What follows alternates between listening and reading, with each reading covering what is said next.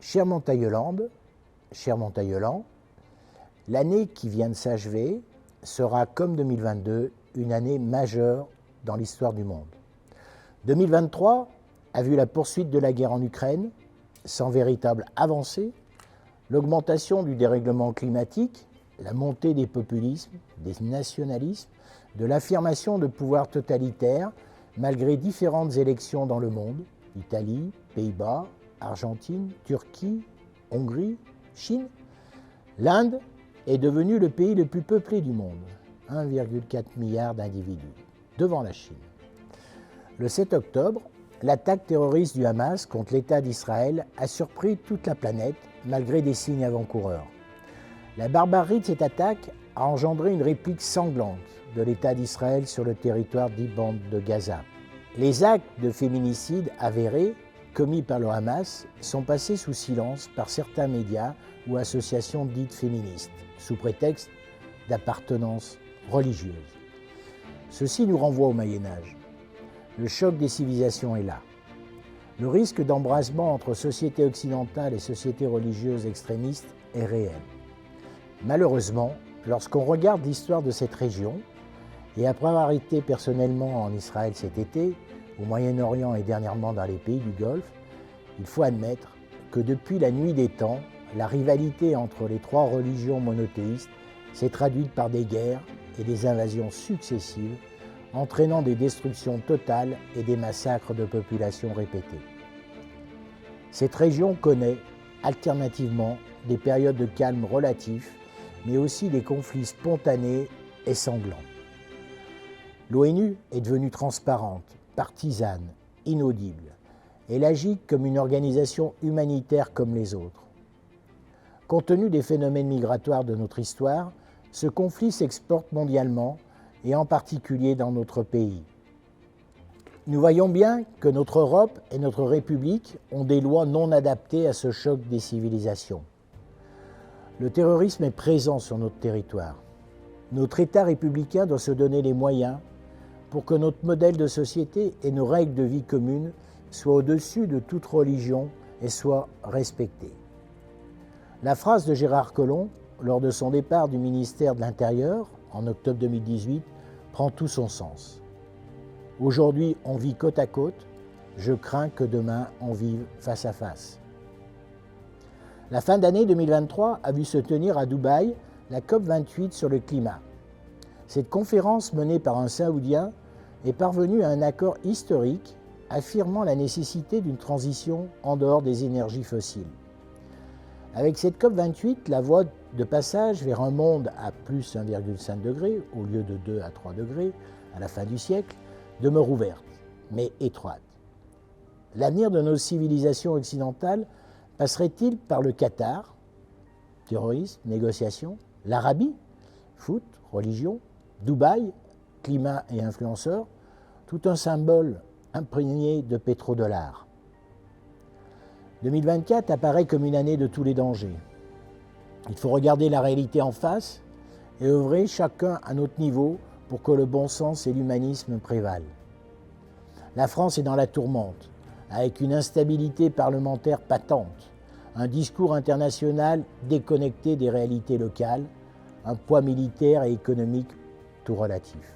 La France sera sous les projecteurs avec l'organisation des Jeux Olympiques, en particulier à Paris. Souhaitons que le message de la maire de Paris « Nous ne serons pas prêts » ne se réalise pas. Souhaitons que l'énergie positive de tout un peuple permette la réussite de ces Jeux et que le rayonnement international de la France soit renforcé. Du côté de l'économie est annoncée une stabilisation de l'inflation, voire une décrue. Cependant, l'impact de la hausse des énergies va se maintenir et par conséquent nous impacter tous. La transition énergétique et les économies d'énergie seront notre quotidien en 2024. Pour cela, l'État français a demandé à toutes les communes de France d'établir des zones d'accélération des énergies nouvelles, renouvelables, à travers la loi APER de mars 2023. Après concertation avec les citoyens, la mission des communes consiste à définir des zones favorables à l'accueil de tout type d'installation dédiée à la production d'énergie renouvelable. L'objectif étant de diversifier notre mix énergétique. Les cartographies de chaque commune seront définies par type d'énergie, hydraulique, solaire, hydrogène, biomasse, éolien. La concertation pour notre commune se déroulera au premier trimestre pour un rendu fin mars. Du côté de notre territoire, des discussions sont en cours avec l'État concernant l'implantation de 2 nouvelles unités nucléaires, EPR, sur le site du Bugey. Parallèlement, l'État a demandé à la Compagnie nationale du Rhône, la CNR, d'ouvrir à la fois une réflexion politique sur la création d'un barrage hydraulique sur le Rhône entre les communes de l'Oyette et de Saint-Romain-de-Jalional. Ce projet se situera en amont de la confluence avec la rivière d'Ain. Ensuite, une réflexion technique sur la localisation et les impacts économiques et environnementaux. Ce projet, Rhonergia, est en débat actuellement et les avis sont à formuler jusqu'au 28 février. L'État donnera sa décision au printemps 2024. Un nouveau débat sur la nécessité d'un 3e pont entre le département de l'Ain et celui de l'Isère est lancé. Il serait géographiquement positionné entre l'agglomération pontoise et le pont de l'Agneux. Les 2 présidents de département se sont engagés sur cette réflexion de positionnement en écoutant les avis des élus locaux. Le président de la communauté de communes et moi-même avons écrit séparément au président de notre département pour donner notre avis de positionnement. Nous souhaitons que sur la base d'une étude large des trafics et des modes de déplacement, en référence au SCOT, cette nouvelle liaison s'envisage plutôt au nord de la zone d'activité de la plaine de l'Ain. Cela soulagerait la D1075 et le pont de l'Agneux, bien fatigués. Cela n'exclut pas une rénovation du pont de l'Oyette. Du côté de la communauté de communes, beaucoup d'axes de réflexion sont développés dans le cadre du projet de notre territoire et des services à la population.